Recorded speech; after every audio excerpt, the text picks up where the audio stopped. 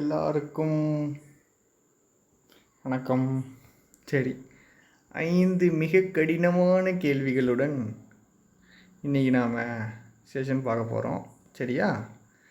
Memory based question இந்த டைமில் கொடுத்தா கொஞ்சம் யூஸ் ஆகும் அப்படிங்கிறதுக்காகவும், என்னுடைய ஸ்டூடெண்ட்ஸ் நிறைய பேரை பாதியில் விட்டுட்டு போன மாதிரியே எனக்கு ஃபீல் ஆகிறதுக்காகவும் இது நான் பண்ணுறேன்.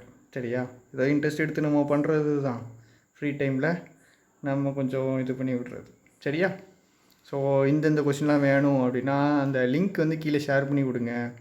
சார் இங்கே தான் மெமரி பேஸ்ட் இருக்குல்ல, இந்த கொஸ்டின் சால்வ் பண்ணி காமிங்கன்ட்டு ஏதாவது இருந்துச்சுன்னா லிங்க் கீழே ஷேர் பண்ணி விடுங்க.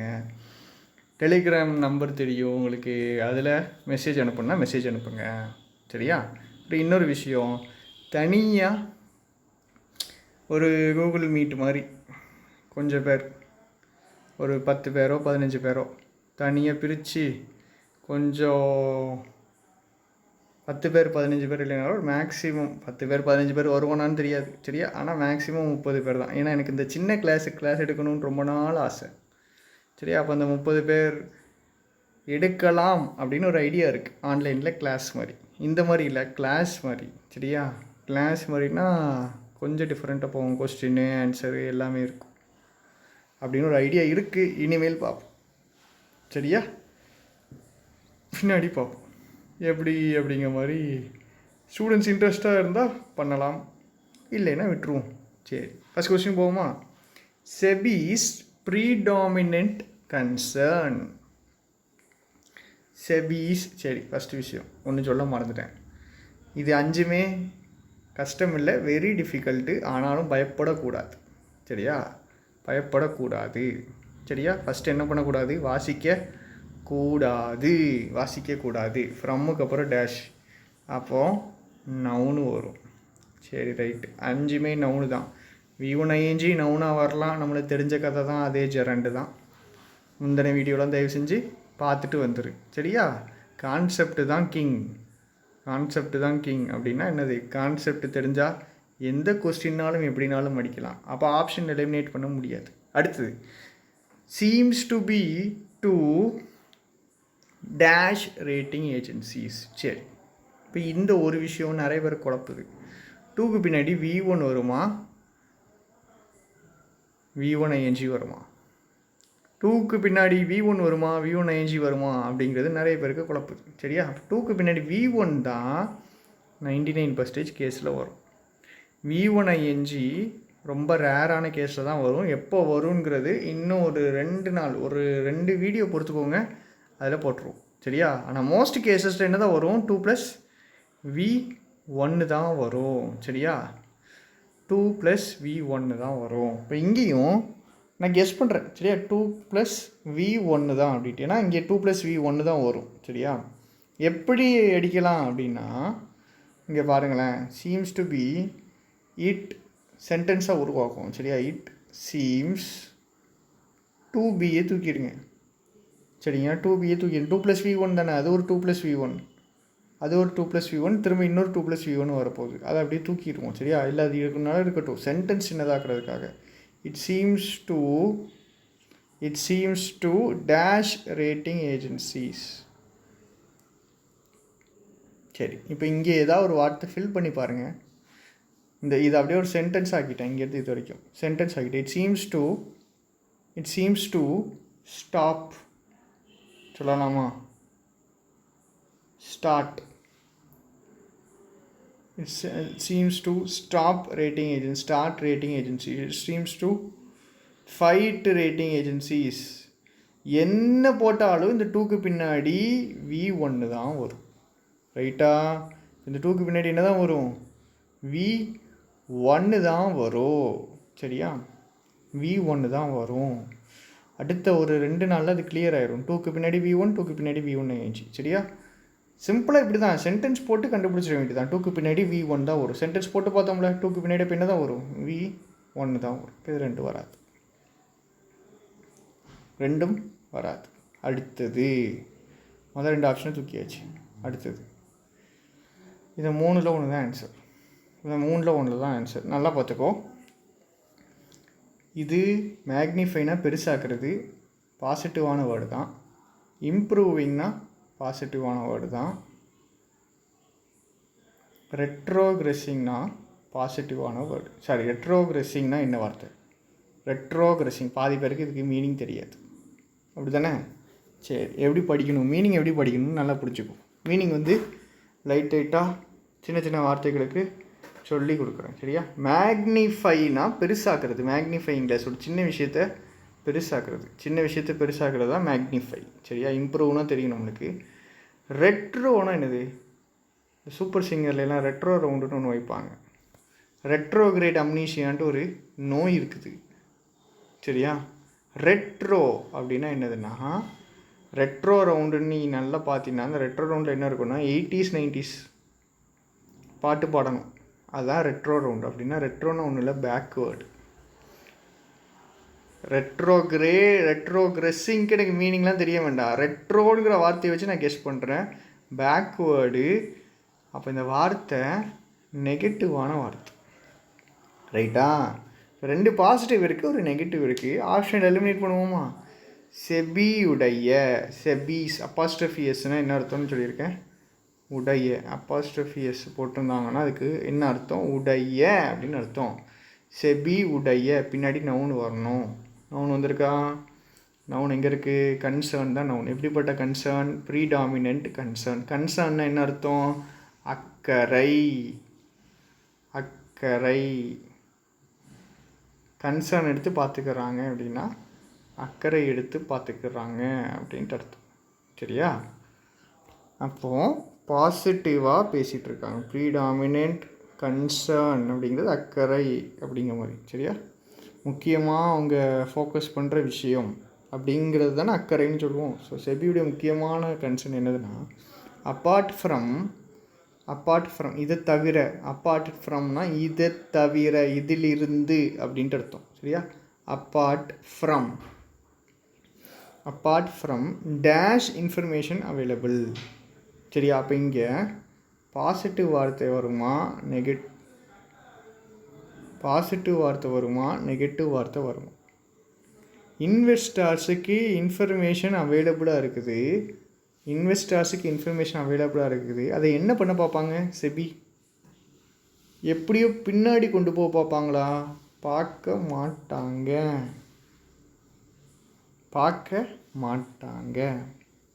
சரியா? அப்போது இது போயிட்டு ஏன்னா V1 ஐஞ்சு வராதுங்கிறதுனால இதுவும் போயிட்டு, இது 2ல் ஒன்று தான் ஆன்சர். டிட்டரா ப்ரிவெண்ட்டா? டிட்டரும் ப்ரிவெண்ட்டும் ஒரே மீனிங் தான். அப்போ இதை வாசித்து வேஸ்ட்டு. நீ இதுக்குள்ளே தான் ஆன்சர் கண்டுபிடிக்கணும். இதுக்கு மேலே நீங்கள் எதை வாசித்தாலும் அது வேஸ்ட்டு தான் இதுக்கு மேலே, சரியா? அப்போது இன்வெஸ்டர்ஸ் அதுக்குள்ளே தான் ஆன்சர் கண்டுபிடிக்கணும். Apart from magnifying the information available அப்படிங்கிறது கரெக்டாக? Apart from improving the information available அப்படிங்கிறது கரெக்டாக? இருக்கிற இன்ஃபர்மேஷனை இம்ப்ரூவ் பண்ணுறது அப்படின்னு சொல்லுவீங்களா, இல்லை இருக்கிற இன்ஃபர்மேஷனை மேக்னிஃபை பண்ணுறதுன்னு சொல்லுவீங்களா? அப்பார்ட் ஃப்ரம் இருக்கிற இன்ஃபர்மேஷனை மேக்னிஃபை பண்ணுறதுன்னு சொல்லுவோம், சரியா? இப்போ இந்த 2 ஆப்ஷன் நீ எது போட்டாலும் பிரச்சனை இல்லை தான். கான்செப்ட் நல்லா கொஞ்சம் கிளியராக இருக்குன்னு அர்த்தம் தான். ஆனால் ஆன்சர் வந்து மேக்னிஃபையிங் இன்ஃபர்மேஷன், சரியா? செபியுடைய முக்கியமான இது என்னென்னா, ஆல்ரெடி இன்ஃபர்மேஷன் என்னது இருக்குது. ஸோ அந்த இன்ஃபர்மேஷன் என்ன பண்ணணும்? மேக்னிஃபை பண்ணணும், சரிங்களா? இன்ஃபர்மேஷனை இம்ப்ரூவ் பண்ணுவோம் அப்படின்ட்டு ஜென்ரலாக பேச மாட்டோம். அதுவும் அவைலபிள் இன்ஃபர்மேஷன், இருக்கிற இன்ஃபர்மேஷனை அப்படிங்கிற மாதிரி சொல்லிகிட்ருக்கோம், சரியா? இப்போ apart from magnifying the information, சரிங்களா? Apart from magnifying the information, improving the இன்ஃபர்மேஷன்னு சொல்ல மாட்டோம், சரிங்களா? இன்ஃபர்மேஷனை இம்ப்ரூவ் பண்ணுறோன்ற மாதிரி யூஸ் பண்ண மாட்டோம். இப்போ அப்பார்ட் ஃப்ரம் இன்ஃபர்மேஷனை மேக்னிஃபை பண்ணுவோம், இன்ஃபர்மேஷனை பெருசாக்குவோம். So answer 3rd option. சரி, விளங்கிடும் இந்த ஸ்பீடில் போனால். அடுத்தது விரட்ட போகிறோம். Repeated failures have not V3 வரணும். 5மே V3 தான், சரி? அது PO மெமரி பேஸ்ட் கொஸ்டின், அதனால தான் இப்படி இருக்குது. அடுத்தது who can dash out investors.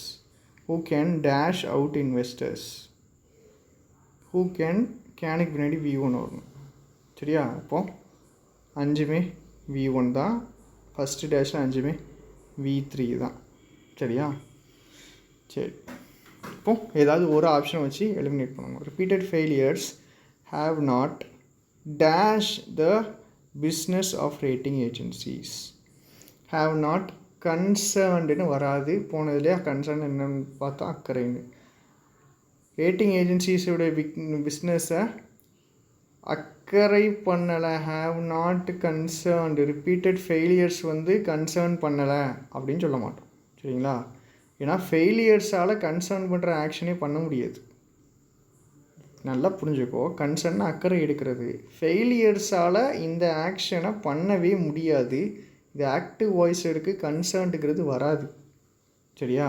அடுத்தது ரிப்பீட்டட் ஃபெயிலியர்ஸ் ஹாவ் நாட் அஸ்யூம்டு போட முடியாது. ரைட். அடுத்தது ரிப்பீட்டட் ஃபெயிலியர்ஸ் ஹாவ் நாட் ப்ரிட்டன்னா நடிக்கிறது. சரியா? அதுவும் போட முடியாது. அதுவும் போட முடியாது. ரைட். அடுத்தது repeated failures have not affected the business of rating agencies primarily due to lack of alternative service providers who can help out investors.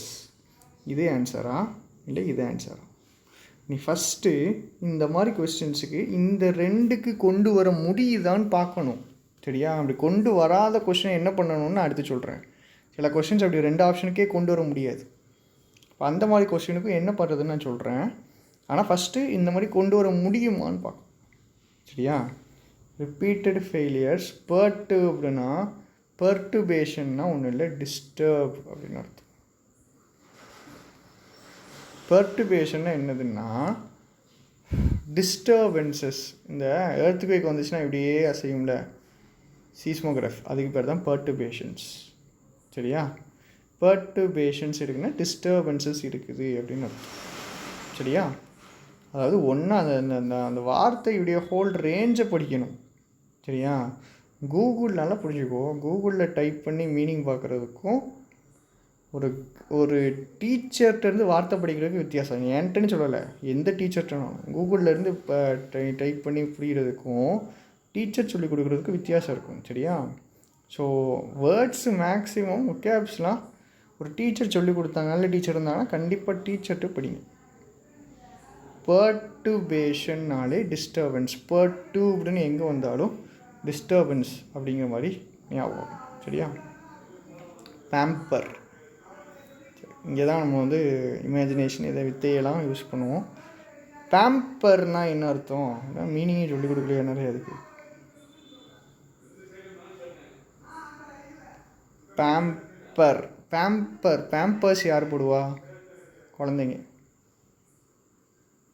Pampers யார் போடுவா? குழந்தைங்க. அப்படி தானே? குழந்தைங்கள என்ன பண்ணுவோம்? பேம்பர் பண்ணிக்கிட்டே இருப்போம். பேம்பர் பண்ணுறதுனா கொஞ்சுறது, மானே தேனேன்னு கொஞ்சுறது. சரியா? கொஞ்சுறது தான் பேம்பர் பண்ணுறதுன்னு அர்த்தம். பேம்பர்னால் எப்படி படிக்கணும்? பேம்பர்ஸ், டைப்பர்ஸ் வச்சு படிக்கணும். பேம்பர்ஸ்னால் கொஞ்சுறது, மறக்கவே கூடாது. சரியா?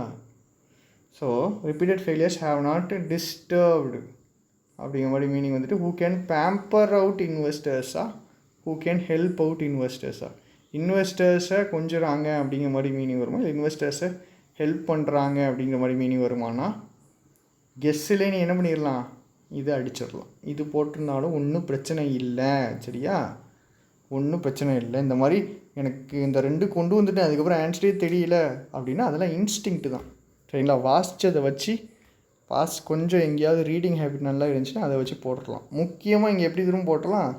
பேம்பர் அவுட்டுன்னு வரவே வராது, ஹெல்ப் அவுட்டுன்னு வரும் நிறைய இடங்களில். ஹெல்ப் மீ அவுட் அப்படின்னு சொல்லுவோம். அப்படின்னா வெளியே தப்பிக்கிறதுக்கு ஹெல்ப் பண்ணுன்னு அர்த்தம், வெளியே வர்றதுக்கு ஹெல்ப் பண்ணுன்னு அர்த்தம்.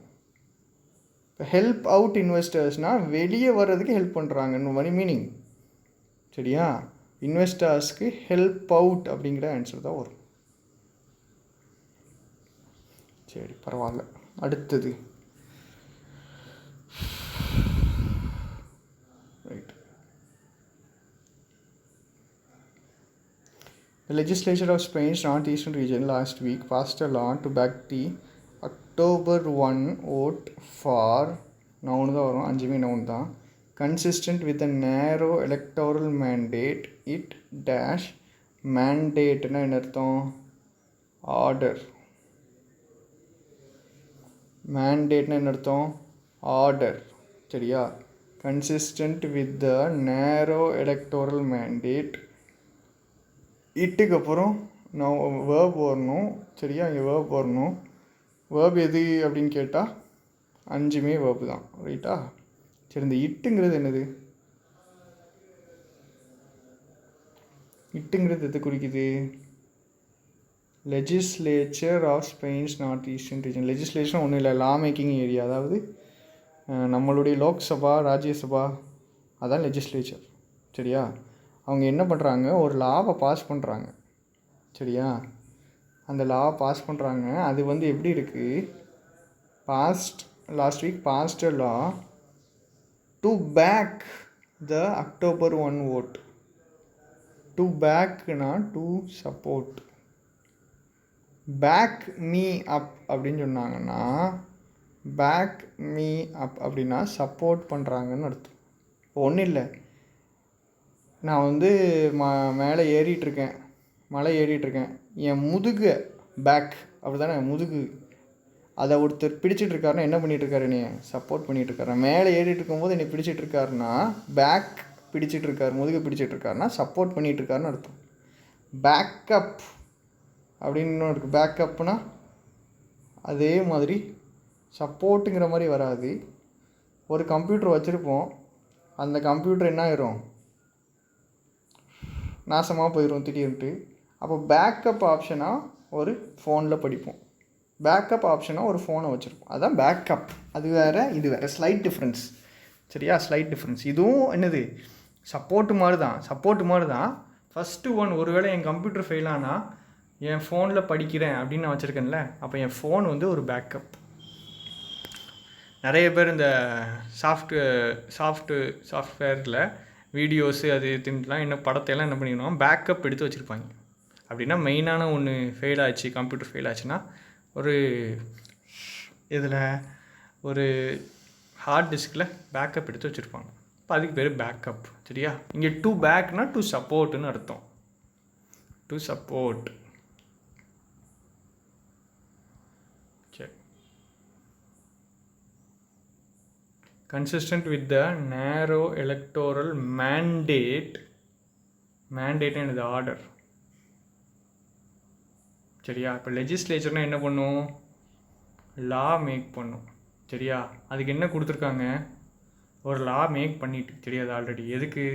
To back to support. October 1 ஒரு ஓட்டெடுப்பு எடுத்திருக்காங்க. எதுக்கு ஓட்டெடுப்பு எடுத்திருக்காங்க அப்படிங்கிறது தான் ஃபஸ்ட்டு டேஷ். சரியா? அதை சப்போர்ட் பண்ணுறதுக்கு ஒரு லா பாஸ் பண்ணியிருக்காங்க. சரிங்களா? அதை சப்போர்ட் பண்ணுறதுக்கு ஒரு லா பாஸ் பண்ணியிருக்காங்க. கன்சிஸ்டன்ட் வித் அ நேரோ எலக்டோரல் மேண்டேட் ஆர்டர். சரி, லெஜிஸ்லேச்சருங்கிறது ஆர்டரை என்ன பண்ணும் அப்படி மூவ் பண்ணுவோம். சரியா? கொஞ்சம் டிஃப்ரெண்ட்டாக போவோம். ஃபஸ்ட்டு டேஷ் வச்சு போகலாம், ஒன்றும் பிரச்சனை இல்லை. என்ன பிரச்சனைன்னு நான் சொல்கிறேன் ஃபஸ்ட்டு டேஷ் வச்சு போகும்போது. சரியா? To back the October 1 vote for rejection போடலாம். செசஷன் அப்படின்னா ஒன்றும் இல்லை, நம்ம கேப்டன் விஜயகாந்த் எடுத்துக்கிடுவோம். நம்மளால் என்ன பண்ணுறாருன்னா டக்குன்ட்டு வெளிநடப்பு பண்ணி வெளியே வராருன்னு வச்சுக்கிடுவோம். நான் வெளியே வாரேன், இந்த அதிமுகவுடைய கூட்டணியிலேருந்து வெளியே வாரேன்னு சொல்கிறாருன்னா அதை ஃபார்மலாக ஃபைல் பண்ணுவார். நான் வெளியே வாரேன் அப்படின்ட்டு ஃபார்மலாக ஒரு விஷயத்துலேருந்து கம்மிங் அவுட் சைடு. அதுக்கு பேர் தான் செசஷன். Special political term. இப்போ இது ஒரு பொலிட்டிக்கல் டேர்ம். சரியா?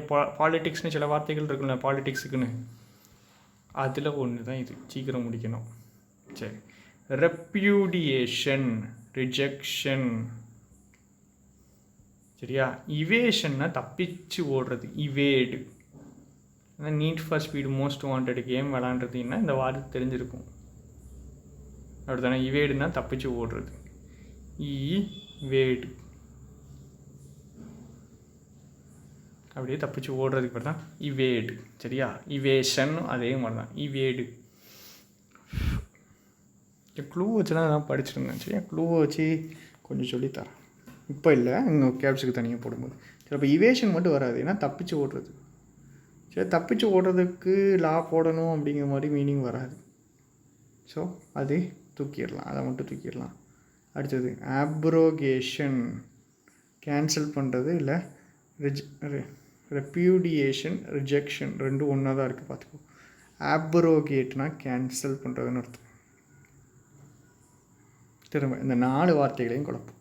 இப்போது செகண்ட் இதை வச்சு ட்ரை பண்ணுவோம். இந்த கொஸ்டின் தான் இருக்கிறதுலே கஷ்டம், கொடூரமான கொஸ்டின். இந்த மாதிரி கொஸ்டின் வந்துச்சு அப்படின்னா ஆன்சரு கொஸ்டின் ஸ்கிப் பண்ணுறது நல்லது. சரியா? ஏன்றதும் சொல்கிறேன், ஏங்கிறதையும் சொல்கிறேன். இப்போ ஒரு ஆர்டரை டிஸ்பர்ஸ் அப்படிங்கிறது, கிரெடிட்டட் அப்படிங்கிறது, சாங்ஷன்டு அப்படிங்கிறது, இதை தூக்கியாச்சு ஆல்ரெடி. சரியா? சாங்ஷன் பண்ணுறது, ஆர்டரை சாங்ஷன் பண்ண மாட்டாங்க. கிரெடிட்டடும் டிஸ்பர்ஸ்டும் மணிக்கு மட்டும்தான் நம்ம யூஸ் பண்ணுவோம். காசை மட்டும்தான் என்ன பண்ணுவாங்க, கிரெடிட்டருமாங்க. டிஸ்பர்ஸ் அப்படின்னா இம்பர்ஸ்க்கு ஆப்போசிட். பேங்க்கில் யூஸ் பண்ணுற ஒரு வார்த்தை இம்பர்ஸ்மெண்ட், ரீஇம்பர்ஸ்மெண்ட். இப்போ நீ காசு கட்டிட்டேன்னு வச்சுக்கோயேன், 750 ரூபா ஃபீஸ் கட்டுறேன்னா அந்த ஃபீஸை உனக்கு திரும்பி தருவாங்க ரயில்வேஸில். அதுக்கு பேர் ரீஇம்பர்ஸ்மெண்ட் அப்படின்னா திரும்பி தர்றது. டிஸ்பர்ஸ்னால் கொடுக்குறது. ரெண்டுமே மணி சம்மந்தப்பட்டது. சரியா? எவ்வளோ கஷ்டமாக கொஸ்டின் வைக்கான்னு நீ பார்த்துக்க. சரியா? இது ரெண்டுமே மணி சம்மந்தப்பட்டது. சாங்ஷன்டு வராது, இதுவும் வராது. Answer received. ஃபஸ்ட்டு டேஷை வச்சு போட முடியாது, செகண்டு டேஷை வச்சு மட்டும்தான் போட முடியும். ஆர்டரை லா மேக்கிங் பாடி ரிசீவ் தான் பண்ணும். கற்றுக்கிட்ட மொத்த வித்தையும் இறக்கினா மட்டும்தான் இந்த கொஸ்டினை போட முடியும் என்பது தெரிந்து கொள்ள வேண்டிய ஒரு விஷயம். சரியா? அடுத்தது அடுத்தது குளோபல் கமாடிட்டிஸ் ஹேவுக்கு முன்னாடி V3, 5மே V3. அடுத்தது V1ING, கம்மா போட்டு V1INGயில் ஆரம்பிச்சிருக்காங்க. V1INGயில் ஆரம்பிக்கலாம். இது ஆல்ரெடி சொல்லி கொடுத்துருக்கேன்னு நினைக்கிறேன், சொல்லி கொடுத்துருப்பேன். சென்டென்ஸு V1INGயோ இல்லை V3ஐயோ கனெக்டராக பயன்படுத்தலாம். சரியா? சரி. புல் ரன், இந்த வார்த்தைக்கு மீனிங் தெரியலைன்னா இந்த கொஸ்டின் போட முடியாது. ஈஸியான கொஸ்டின் எடுத்துகிட்டு வரலாம், ஈஸியான கொஸ்டின் எடுத்துகிட்டு வந்து உனக்கும் யூஸ் இல்லை, எனக்கும் யூஸ் இல்லை. அதனால் கஷ்டமான கொஸ்டின், மெமரி பேஸ்ட் கொஸ்டின் தான், அதுலேயும் கஷ்டமான கொஸ்டினாக தான் சூஸ் பண்ணியிருக்கேன். சரியா? புல் ரன் அப்படின்னா என்ன அர்த்தம்னா சடன் இன்க்ரீஸ்.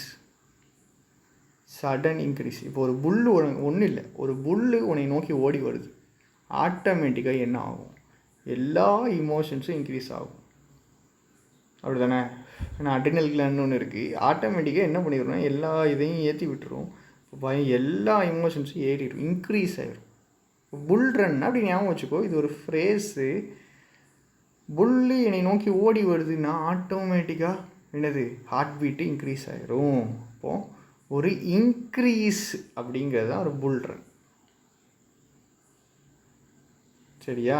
ஒரு இன்க்ரீஸ் அப்படிங்கிறது தான் ஏதோ ஒன்று ஒரு இன்க்ரீஸ். இன்க்ரீஸ் குளோபல் கமாடிட்டிஸ்லாம் என்ன பண்ணுது, ஒரு இன்க்ரீஸை பார்க்குது. சொல்லிட்டேனா? சரி, ஓகே. ப்ரொஃபஸ்டுனான்னு சொல்கிறது சிம்பிளாக எப்படி ஞாபகம் வச்சுக்கணும். ப்ரொஃபஸர் என்ன செய்வார், பேசிக்கிட்டே இருப்பார். தூத்துக்குடி பாஷையில் சொல்லணும், சிலம்பிக்கிட்டே இருப்பார். சரியா? அப்போ ப்ரொஃபஸ்டுனா சொல்கிறது. அண்டர்ஸ்டுட் போட முடியாது. சரியா? ப்ரொஃபஸ்டும் போட முடியாது. ஏன்? ஒரு ரைஸை ஒரு இன்க்ரீஸை நீ அண்டர்ஸ்டாண்ட் பண்ணிட்ட அப்படின்னு சொல்ல முடியாது. சரியா? சொல்லிட்டேன்னு சொல்ல முடியாது, அண்டர்ஸ்டாண்ட் பண்ணிட்டேன்னு சொல்ல முடியாது. இன்சிஸ்ட் பண்ணுறதுனா அழுத்தி சொல்கிறது. ஒரு விஷயத்தை திரும்ப திரும்ப திரும்ப திரும்ப சொல்கிறோன்னா அதுக்கு பேர் இன்சிஸ்ட் அப்படின்னா அழுத்தி சொல்கிறது. இப்போ இன்சிஸ்ட் பண்ணுறதுனா அழுத்தி சொல்கிறது, அதுவும் வராது.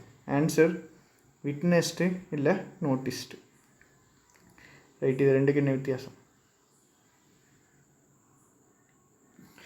விட்னஸ்டுக்கும் நோட்டிஸ்டுக்கும் என்ன வித்தியாசம்? நோட்டீஸ் போர்டுன்னு போடுவாங்க, விட்னஸ் போர்டுன்னு போட மாட்டாங்க.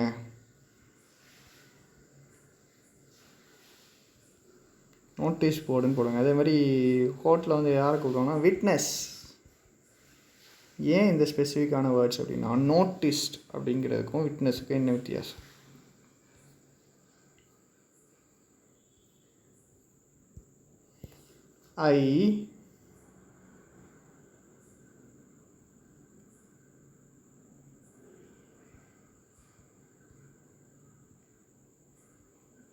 நோட்டிஸ்ட் அ பீஸ் ஆஃப் பேப்பர்னு சொல்லுவியா, I witnessed a piece of பேப்பர்னு சொல்லுவியா? I noticed a piece of paper. நாசமாக போச்சு. சீக்கிரம் எத்தனாவது கொஸ்டின் வரேன்? 4வது கொஸ்டின் வந்துட்டோன்னா சீக்கிரம் முடிச்சிடுறோம். சரியா? I noticed a piece of paper. Witnessed இல்லை. அதே மாதிரி ஐ விட்னஸ்ட் அன் ஆக்சிடெண்ட்.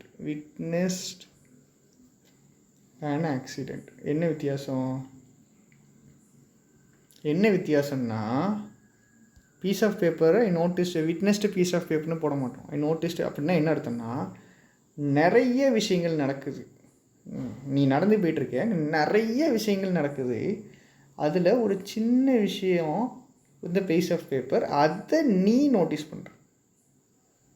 சரியா? அதுதான் சென்டர் கிடையாது, அதுதான் அங்கே நடக்கிறதுடைய சென்டர் கிடையாது, அதுதான் முக்கியம் கிடையாது. அது ஏதோ ஒரு ஓரத்தில் இருக்குது, அதை நீனா பார்க்குற, நீ நோட்டீஸ் பண்ணுற. சரியா?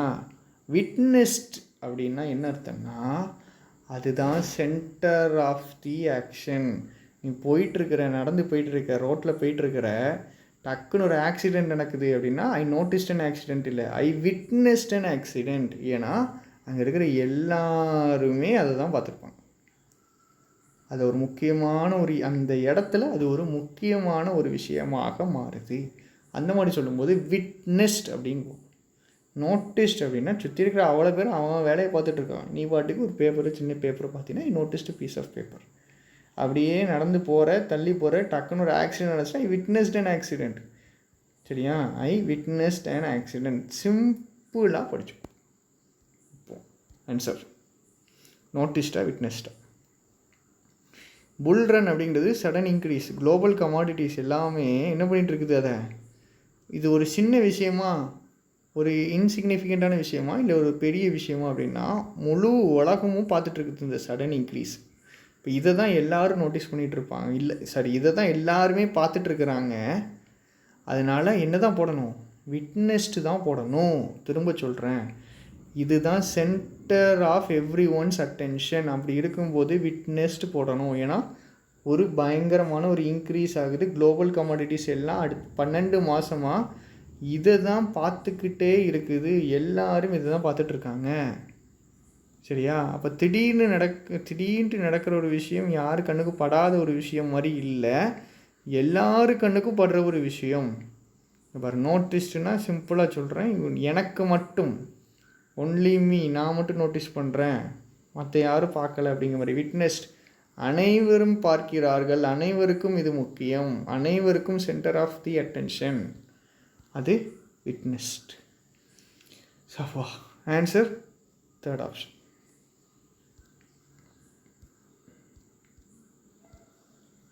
ரைட்டு.